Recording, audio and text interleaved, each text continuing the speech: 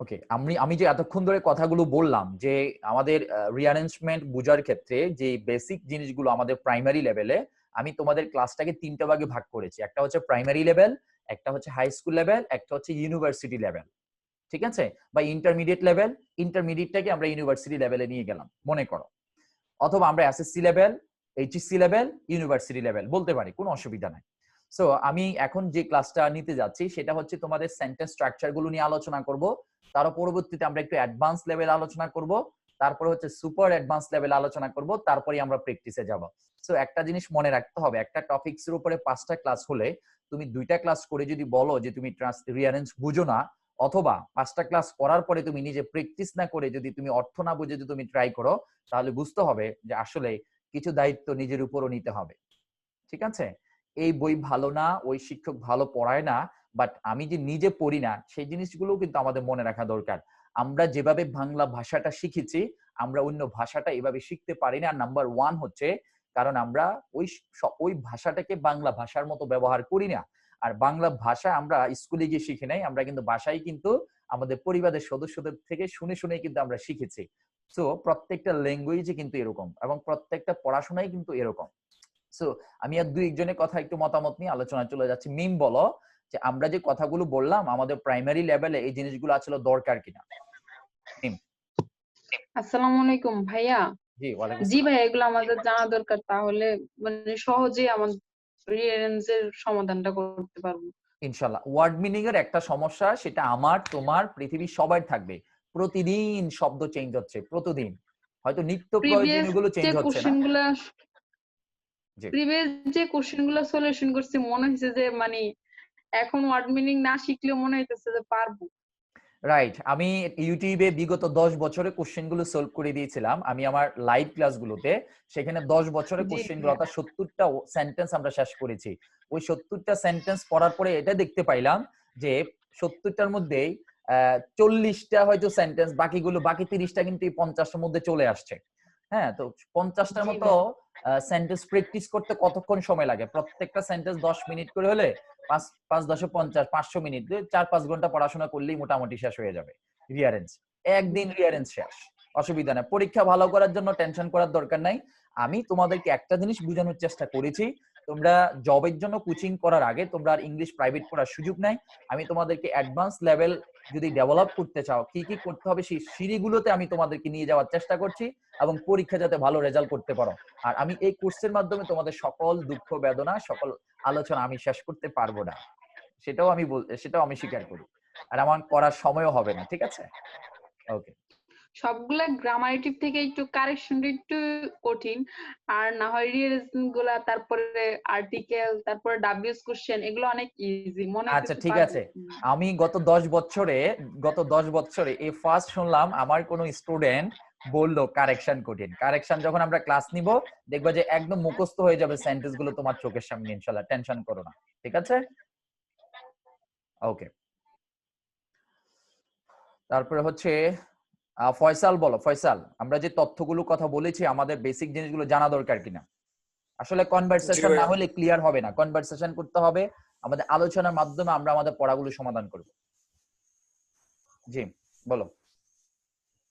জি, জি। আমার নেটে একটু প্রবলেম ছিল, কিছু কথা মানে শুনি নাই। জি। তারপর আমি যেগুলো বলবো আপনি এর আগে এগুলো বলে ফেলেন। আচ্ছা, আচ্ছা, ঠিক আছে। ঠিক আছে, থ্যাংক ইউ। আমি কিন্তু আপনি আপনি যেগুলো আচ্ছা, আচ্ছা, বুঝতে পারছি। অর্থাৎ আমি কিন্তু স্টুডেন্ট হয়ে কিন্তু প্রথমে কিছু 5-7 মিনিট কথা বলি, যে কথাগুলো হচ্ছে তোমাদের মনের কথা।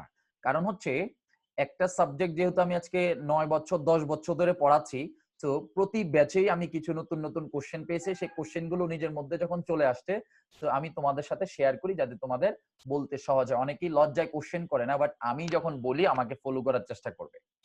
ঠিক আছে? ওকে।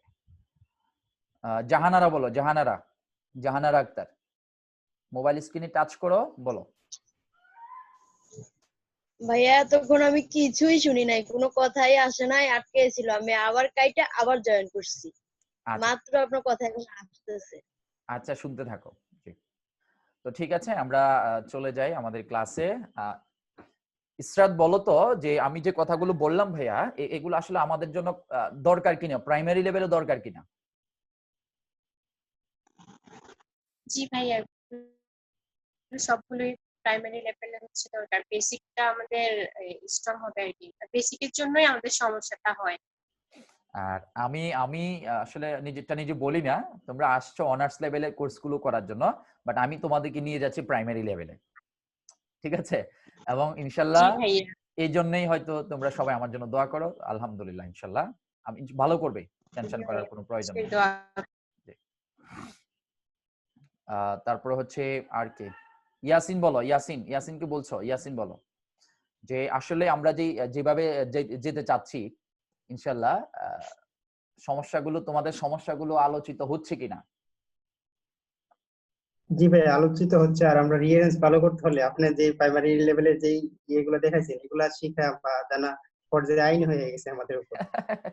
আচ্ছা, আজকে হচ্ছে আমাদের প্রথম ক্লাস হবে। এখন আমি যে ক্লাসটা নিতে যাচ্ছি প্রথম ক্লাস, বাট এরপরও আমাদের 4টা জি। ক্লাস হবে। আজকে প্রথম ক্লাস করার পরে 2 মিনিট বলবে যে ভাইয়া প্রথম প্রাইমারি লেভেলের ক্লাসটা করে আসলে কেমন লাগলো।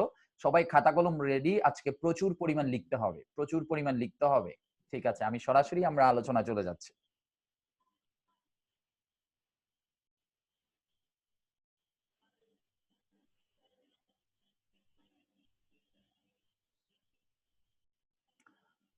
ওকে,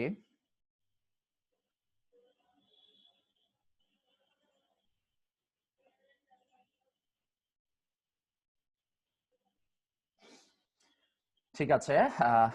ইয়াসিন, আমার স্ক্রিনে দেখা যাচ্ছে কিনা? Use of rearrangement word order in sentence, এক আঙ্গুল দেখাবে। দেখা যাচ্ছে কিনা স্ক্রিনে? এক আঙ্গুল দেখাবে, গুড। ইসরাত দেখতে পাচ্ছ? এক আঙ্গুল দেখাবে।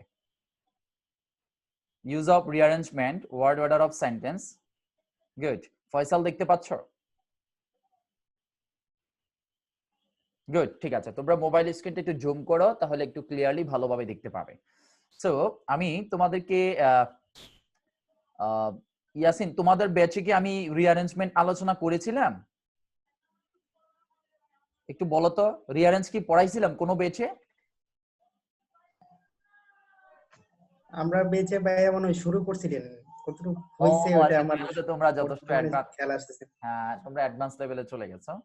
আচ্ছা, আমি যেটা আমরা বুঝাতে, প্রথম বেঁচ ছিলাম তো। হ্যাঁ হ্যাঁ, সেটাই সেটাই সেটাই। যাক, অনেকগুলো বেছে তোমরা পেয়েছো। আমি যেটা বলছি যে অনেক সময় দেখা যায় যে সেন্টেন্স গুলো শব্দের অর্থ পারা যায়, এবং সেন্টেন্সের যে স্ট্রাকচার, যে এই সেন্টেন্সটা যদি আগে কখনো তুমি ব্যবহার করে থাকো তোমরা, তাহলে তোমাদের সেটা করতে সহজ হবে। বাট যে সেন্টেন্স গুলো ব্যবহার আগে তোমরা কখনো করোনি, নতুন আসছে, ওই সেন্টেন্সের মধ্যে এমন কিছু শব্দ থাকতে পারে যে শব্দের অর্থটা না জানার কারণে তোমাদের পুরোটা স্ট্রাকচার পড়তে গিয়ে তোমাদের হেজিটেশন ফিল করতে হয়। তো সেই জন্যই আমাদেরকে কিছু জিনিস মেনটেন করতে হবে এবং কিছু ফলো করার চেষ্টা করতে হবে। আমি তোমাদেরকে একটা সেন্টেন্স এখন প্র্যাকটিস করতে দিব।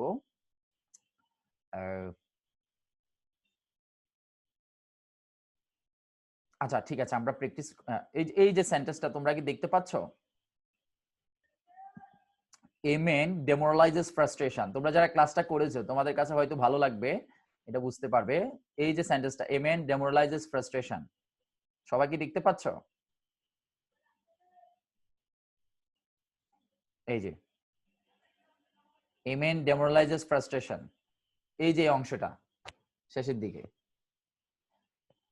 এটা একটু তোমরা চ্যাটে লিখো তো। এটা একটু কারেকশন করে আমাকে একটু লিখে দেখাও, চ্যাট অপশনে লিখে দেখাও। ইসরাত, তুমি তোমার মোবাইলটা টেবিলের উপর রাখো, বসে তারপর মনোযোগ দিয়ে ক্লাস করো। তোমার মনে মোবাইলটা হাতে, সেই জন্য নাড়ছে, বসে ক্লাস করো। এই সেন্টেন্সটা একটু তোমরা লিখে আমাকে একটু দেখাও যে ভাই এটা পারতেছি আমরা।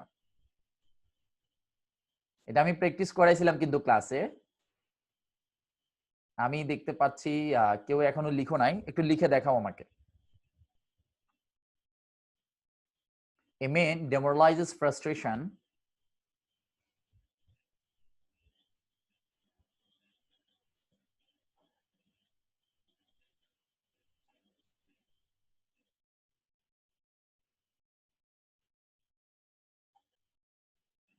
একটু লিখো।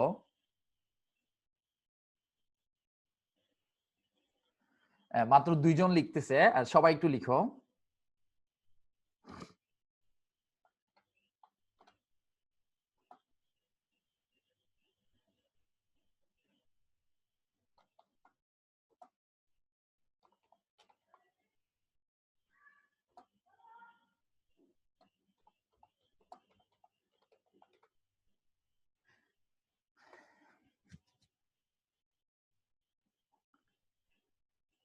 আমি দেখতে পাচ্ছি যে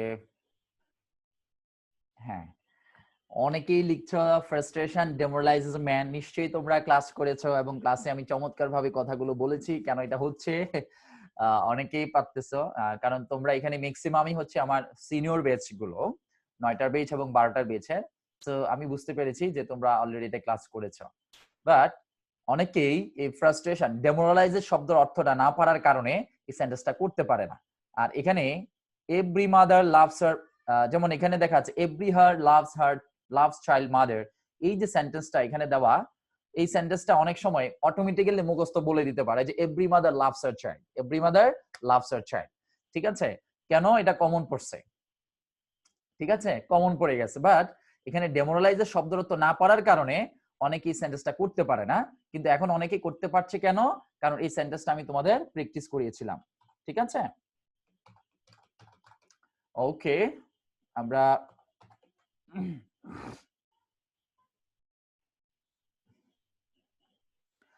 এখন সরাসরি আমরা প্র্যাকটিসে চলে যাচ্ছি। আমরা কি কি জিনিস প্র্যাকটিস করতে চাচ্ছি।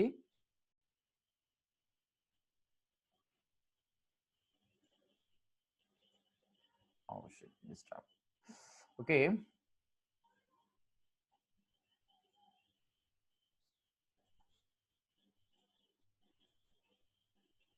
সরি একটু ডিস্টার্ব করতেছে আমাদের স্ক্রিনটা।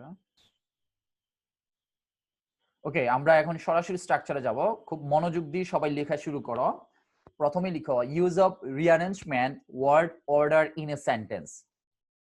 এতক্ষণ আমরা যে কথাগুলো বলেছি এটা 1 নাম্বার ক্লাসের পার্ট আমরা হিসেবে রাখবো, বা আজকে এটা লিখো use of rearrangement word order in a sentence.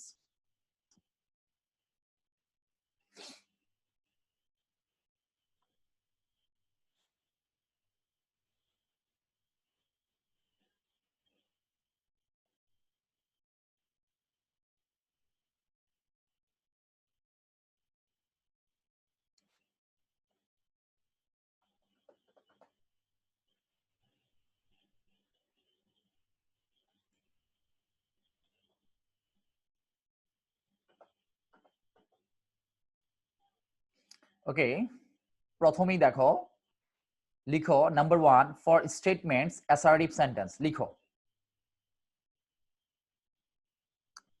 For statements assertive sentence. আমি প্রত্যেকই স্ট্রাকচারটা লিখতে বলবো, একটু পরে যে বলবো যে ইসরা তুমি স্ট্রাকচারটা একটু লিখে দেখাও তো আমার এটা, তারপর হচ্ছে এটা দেখাও, খাতা দেখাও সবাই লিখছো কিনা আমি দেখবো সবাই।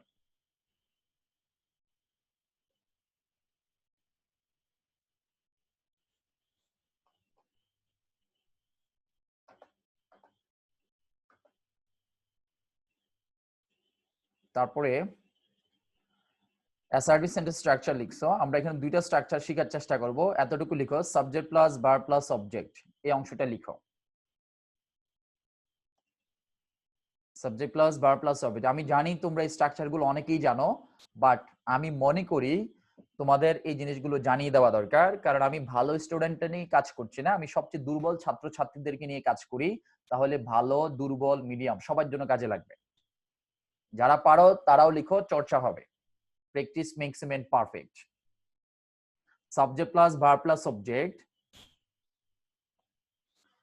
ভাই স্ক্রিনশট দিয়ে রাখি না, হবে না, তোমার দিয়ে জাতি কিছু আশা করে না, লিখতে হবে, হবে না।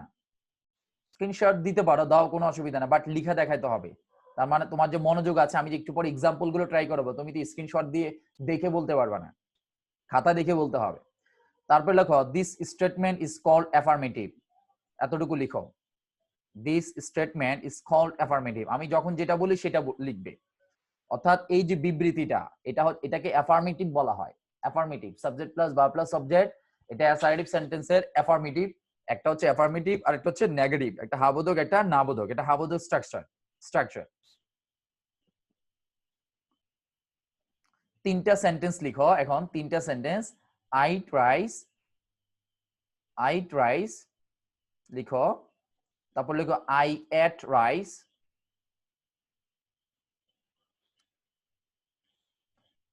আই ট্রাইস, তারপর লিখো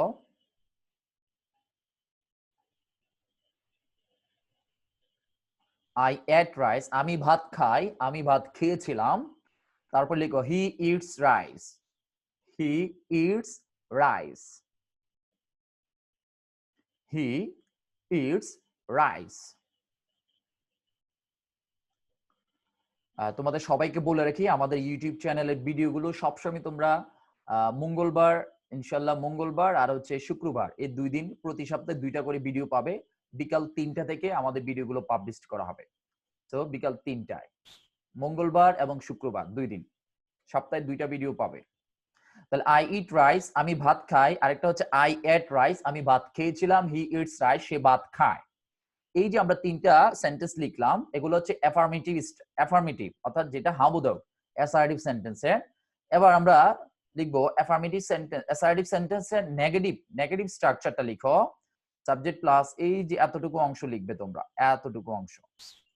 subject plus auxiliary verb plus not. যদি কোনো সেন্টেন্সে অক্সিলারি ভার্ব থাকে তাহলে তাদের পরে নট বসাইতে হবে। যেমন he is going to Dhaka, তাহলে he is not or isn't going to Dhaka.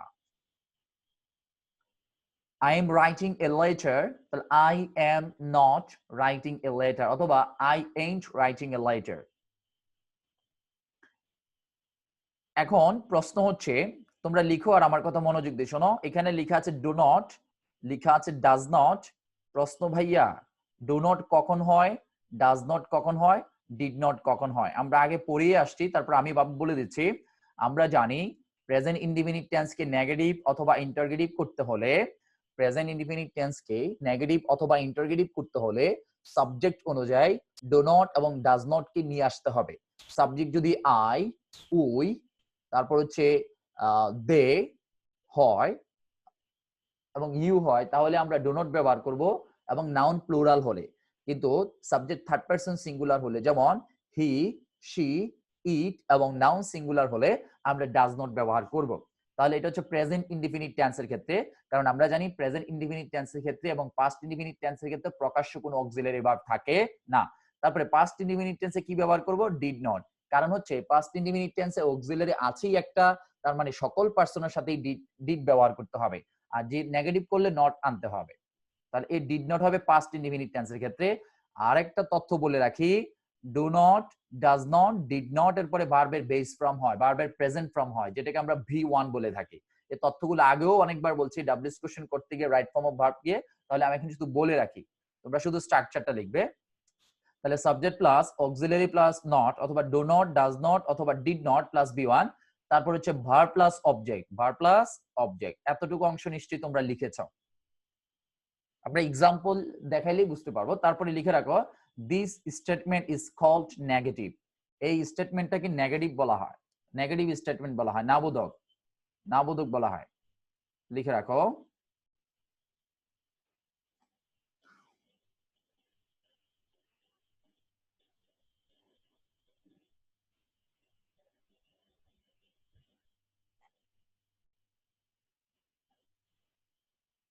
স্টেটমেন্টটাকে negative নাবোধক statement বলা হয়।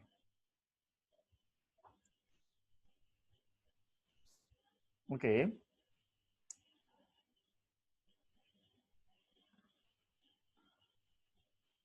ফয়সাল লিখছো কিনা দেখাও তো, খাতা এভাবে দেখাও, ক্যামেরার সামনে খাতাটা ধরো, লিখছো কিনা।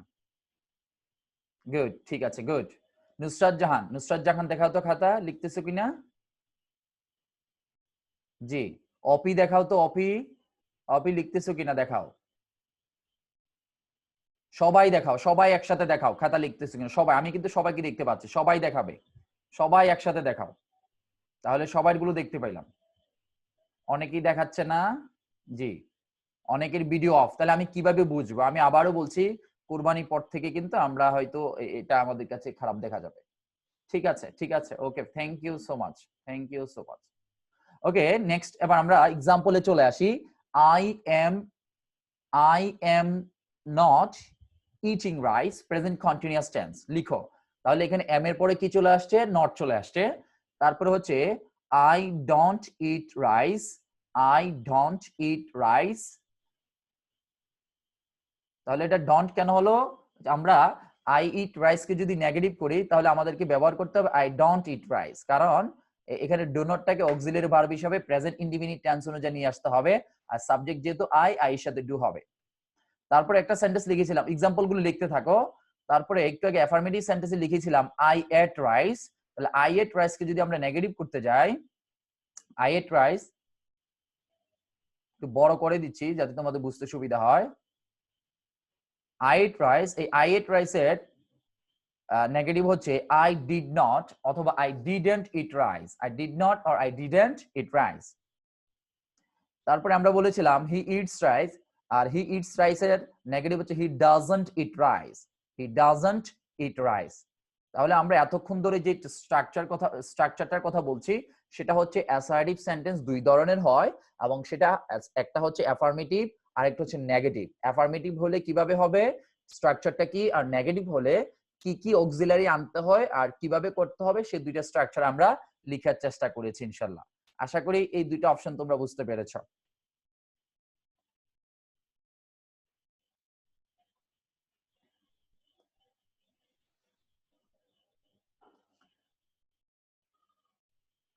ওকে,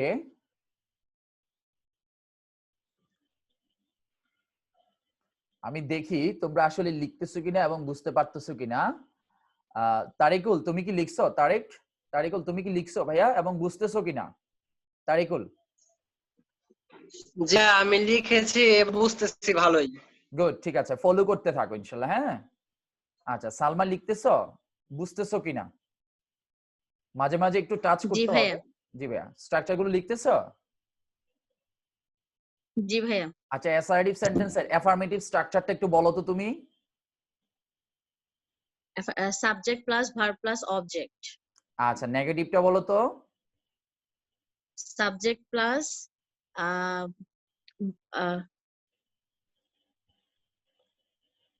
verb auxiliary verb, auxiliary verb plus not অথবা don't, didn't, doesn't plus verb one plus object. আচ্ছা ঠিক আছে। আচ্ছা, আমরা ডু নট কখন ব্যবহার করব এবং কোন, আমরা ডু নটটা কোন টেন্সে ব্যবহার করব? ডু নট কোন টেন্সে ব্যবহার করব? ডু নট হচ্ছে প্রেজেন্ট টেন্স। গুড, প্রেজেন্ট বলতে প্রেজেন্ট ইনডিফিনিট নাকি? জি ভাইয়া। আচ্ছা ঠিক আছে। আর ডিডন্টটাকে কোন টেন্সে ব্যবহার করব? Didn't first indefinite. গুড, ঠিক আছে, thank you so much, thank you so much, মনোযোগ আছে ক্লাসে। আচ্ছা, তাহলে এবার আমি চলে আসছি। ওকে ইসরা, তুমি বলো তো এখানে আমরা যে এই যে ডাজ নটটা নিয়ে আসলাম, এই যে ডাজ নট, এই ডাজ নটটা কোন টেন্সের ক্ষেত্রে বসে? does not present indefinite good, third person singular number হলে তখন এস বা এর যোগ হবে মানে ডু এর সাথে। মাশাআল্লাহ মাশাআল্লাহ। যাক, আমি নেক্সট কোশ্চেনটা করার আগে তুমি উত্তরটা দিয়ে দিয়েছো, ধন্যবাদ। ইয়াসিন, তুমি কি স্ট্রাকচার গুলো বুঝতেছো এবং লিখতেছো? ইয়াসিন? জি ভাইয়া লিখতেছি। ঠিক আছে, কোনো প্রবলেম হচ্ছে? এখন মানে যেটা সমস্যা হইতেছে এটা ভালো করে একটু বুঝতেছি আর খাতায় তো লিখতেছি। আচ্ছা, সরেয়ামও কি হয় বলো তো? সহায় মাপ। বুঝতে পারছো কিনা? জি। হ্যাঁ, তারপর হচ্ছে ক ল আকার কি হয়? কলা। তাহলে এই দুইটা যেহেতু আমরা শিখেছি, এই দুইটাই আমরা আপাতত জানি। এখন আপেল বানান কিভাবে করতে হবে, আনারস কিভাবে করতে হবে আমরা এখনো আসি নাই, ঠিক আছে? যেটা জি। আমরা বুঝাচ্ছি সেটা বুঝতেছো কিনা এটা রেসপন্স করবে সবাই। ওকে, নেক্সট। তারপরে আমি অন্যদেরকে জিজ্ঞাসা করবো, যেহেতু অলরেডি দুজনকে জিজ্ঞাসা করছি, নেক্সট অন্যদেরকে জিজ্ঞাসা করবো। এবার 2 নাম্বার সেন্টেন্স লিখো যে for questions interrogative sentence, for questions interrogative sentence সবাই লিখো। এবং আমি সবাইকে কিন্তু দেখছি, সো কেউ আমাকে ফাঁকি দেওয়ার সুযোগ নাই। এবং আমি জিজ্ঞাসা করব, আমাদের 56 জন অলরেডি ক্লাস করছে, আমি বুঝতেছি না সবাই কেন ক্লাসে জয়েন করছে না এবং অনেকেই ক্লাস মিস করছে। ফর কোশ্চেনস ইন্টারগেটিভ সেন্টেন্স,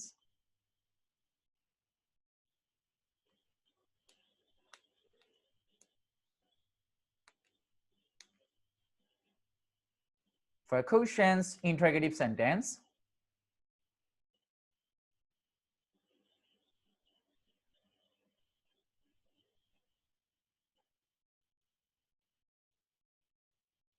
দেখতে অসুবিধা হয়, বড় করে দিলাম একদম।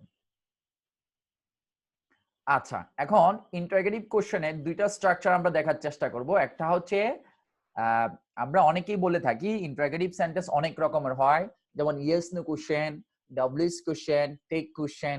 সো টেক কোশ্চেনটা দিয়ে আমরা সচরাচর প্রশ্ন করি না। বেসিক্যালি আমরা দুইটা স্ট্রাকচারই আমরা প্রশ্ন করে থাকি, একটা হচ্ছে ইয়েস নো কোশ্চেন আর একটা হচ্ছে WH question. Yes no question মানে হচ্ছে যখন কোনো অক্সিলারি ভার্ব দিয়ে আমরা প্রশ্ন করব সেটাকে ইয়েস নো কোশ্চেন বলা হয়, অর্থাৎ তার উত্তরে আমরা ইয়েস অথবা নো বললেই চলে। আর আরেকটা হচ্ছে ডব্লিউএস কোশ্চেন, যেটা প্রশ্ন করার পরে কোনো তথ্য জানতে চাওয়া বোঝায়। এবং ডব্লিউএস ওয়ার্ড গুলো হচ্ছে what, when, where, how, why, which, whose, whom. এই শব্দগুলো আমরা ডব্লিউএস কোশ্চেনে খুব ভালোভাবে এবং রাইট ফর্ম ভাবে শিখে আসছি। সো আমরা এখন ইয়েস নো কোশ্চেনের স্ট্রাকচারটা শিখবো এবং ডব্লিউএস কোশ্চেনের স্ট্রাকচারটা শিখবো, কারণ আমরা এই স্ট্রাকচার গুলো যদি আমরা না জানি তাহলে আমরা রিঅ্যারেঞ্জমেন্টের ক্ষেত্রে আমরা ওয়ার্ড অর্ডার অফ সেন্টেন্সের সেই রিঅ্যারেঞ্জ গুলো করতে পারবো না।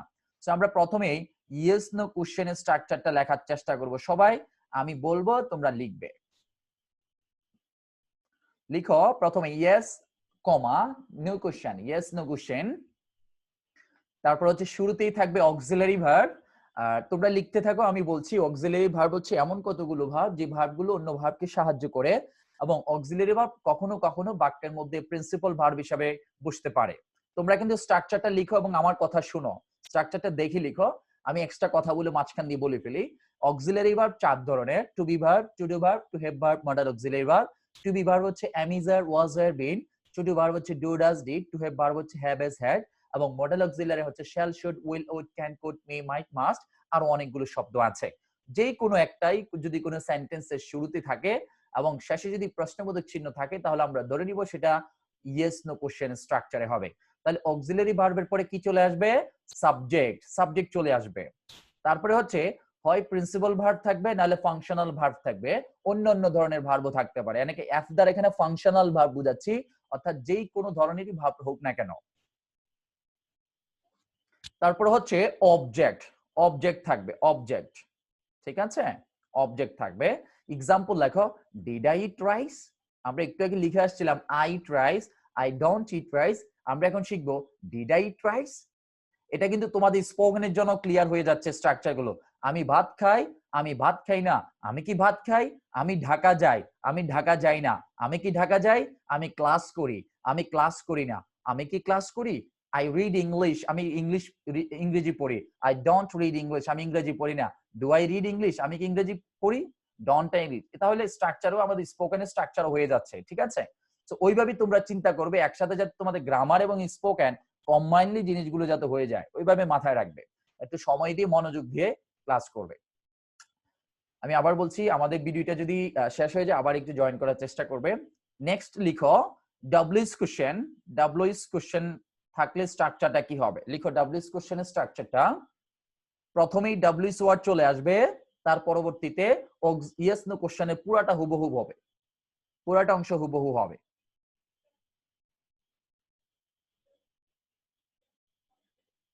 প্রথমে ডব্লিউএস ওয়ার্ড গুলো আমাদের আনতে হবে, তার পরবর্তীতে আমাদেরকে ইয়েস নো কোশ্চেনের স্ট্রাকচারটা হুবহু বসাতে হবে, অর্থাৎ auxiliary verb plus subject plus principal verb বলি বা ফাংশনাল ভার্ব বলি, যেটাই আসুক না কেন, তারপর অবজেক্ট।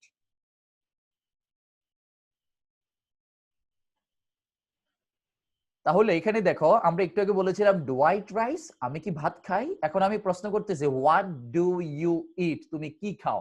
এখন এখানে খাওয়া না পড়ে প্রশ্ন করলাম যে হোয়াট ডু ইউ স্টাডি? তুমি কি পড়ো? What do you write? তুমি কি লিখো? What do you listen? তুমি কি শোনো? What do you hear? তুমি কি শোনো? What do you study? তুমি কি পড়াশোনা করো? ঠিক আছে, তাহলে হোয়াট ডু ইউ ইট, এখানে হোয়াট হচ্ছে ডব্লিউএস ওয়ার্ড, বাকিটা আগের মতোই। আর এটা আমরা প্রেজেন্ট ইনডিফিনিট টেন্সে করেছি, সেই জন্য ডু আসছে। আমরা যদি এটাকে পাস্ট ইনডিফিনিট টেন্সে করতে চাই তাহলে আমাদেরকে এখানে ডিড ব্যবহার করতে হবে, তাহলেই হবে, কোনো অসুবিধা নাই। Did, DID, did, did.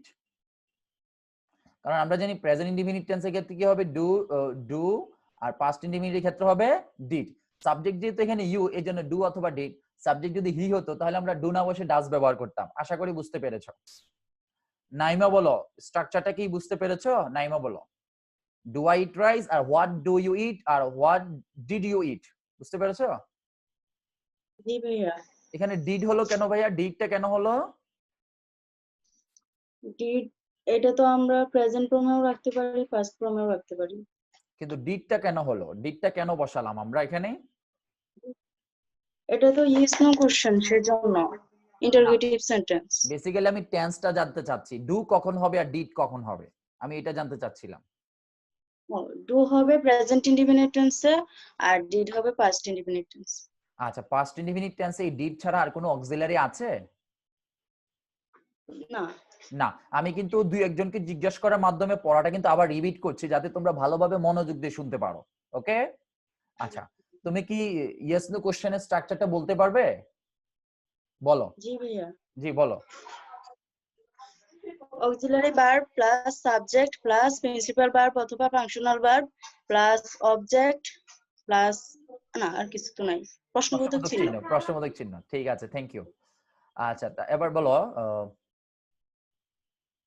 Shrabani বলো তো, শ্রাবণী বলো তো ডাব্লিউএস কোশ্চেনের স্ট্রাকচারটা বলো। শ্রাবণী, ডাব্লিউএস কোশ্চেনের স্ট্রাকচারটা বলো তুমি।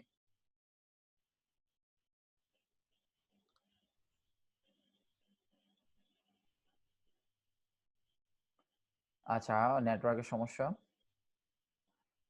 শান্তা বলো, ডাব্লিউএস কোশ্চেন থাকলে স্ট্রাকচারটা কি হবে? শান্তা বলো।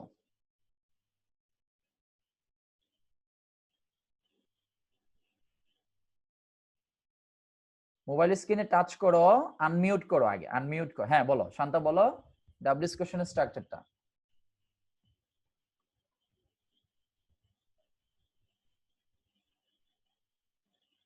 আনমিউট করো আগে। জি বলো, এবার বলো।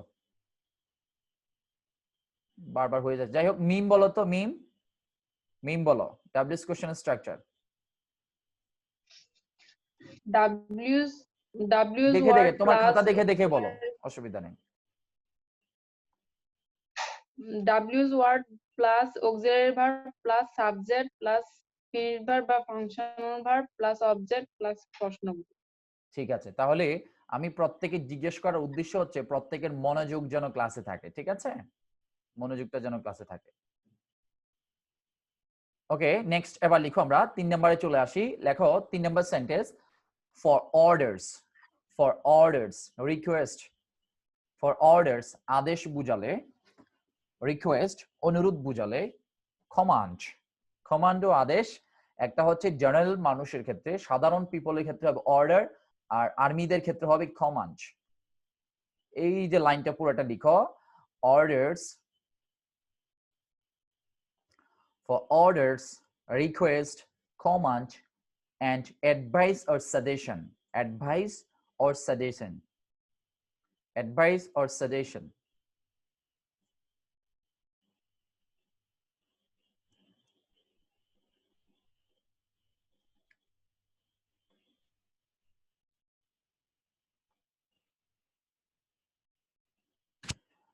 লাইনটা কেটে গেলে সবাই আবার ক্লাসে জয়েন করবে।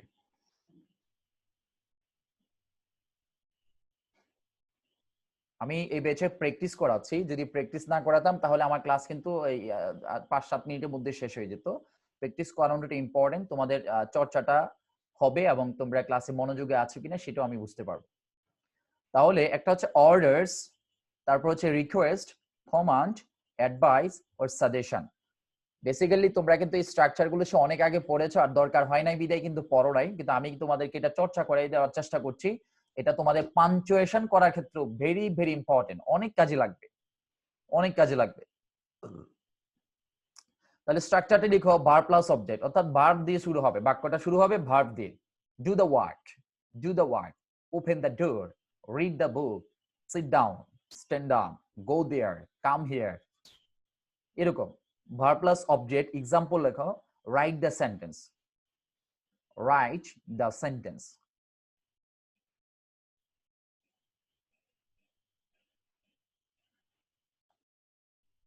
Write the sentence.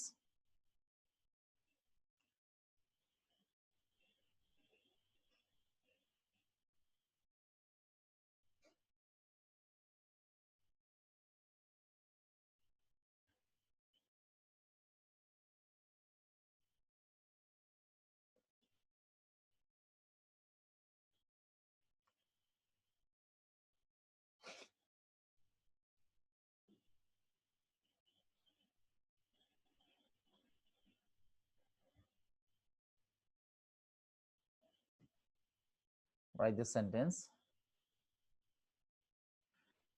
শাওন বলো তো ইন্টারগেটিভ সরি ইম্পারেটিভ সেন্টেন্সের এক্সপ্রেশন গুলো কি কি হয়? এক্সপ্রেশন গুলো শাওন বলো। জি ভাইয়া। বলো তো যে কি কি হয়, অর্ডারস আর কি কি যেন হয় আমরা বললাম? For orders, request, command and advice, suggestion. Advice আর সাজেশন। সাজেশন। ঠিক আছে ঠিক আছে, লিখতেছো? জি ভাইয়া। জি, আমি তোমাদেরকে এমন ভাবে শেখানোর চেষ্টা করেছি তোমরা ক্লাস 2 3 4 5 6 7 এর কোন স্টুডেন্টকে যদি তোমরা পড়াইতে যাও তোমাদের জন্য এগুলো কার্যকরী হবে কিনা বলো তো? জি ভাইয়া, এগুলো ইনশাআল্লাহ অনেক কার্যকরী। এবং দেখা গেছে তোমাদের বই খুলে আর স্ট্রাকচার গুলো দেখার দরকার নেই, এই ক্লাসটা করছো মানে তোমাদের মোটামুটি ক্লিয়ার হয়ে গেছে। আরো ক্লিয়ার করার জন্য অবশ্যই একটু দেখা দরকার। ওকে, নেক্সট এক্সাম্পলে চলে আসি। 4 নম্বরে আমরা অপটেটিভ সেন্টেন্সে চলে আসবো। 4 নম্বরে অপটেটিভ সেন্টেন্স।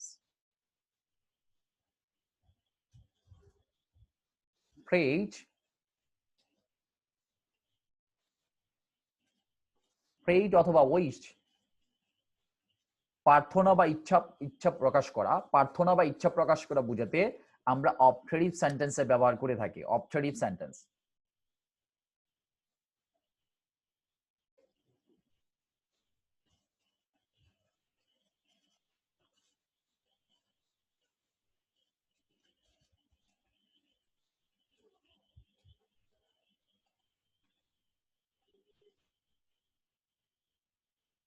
ওকে, স্ট্রাকচারটা লিখো। মে দিয়ে শুরু হয়, এই মে দিয়ে শুরু হবে অথবা এই লং লিভ দিয়ে শুরু হবে। লিখে রাখো may plus subject plus object and long live plus object. Long live our teacher. May Allah help you. Example লিখে রাখো।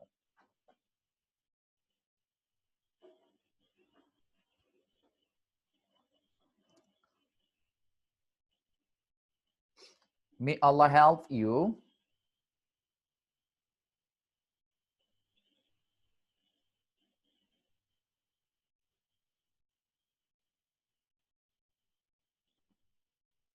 May Allah help you. Prayed অথবা wished.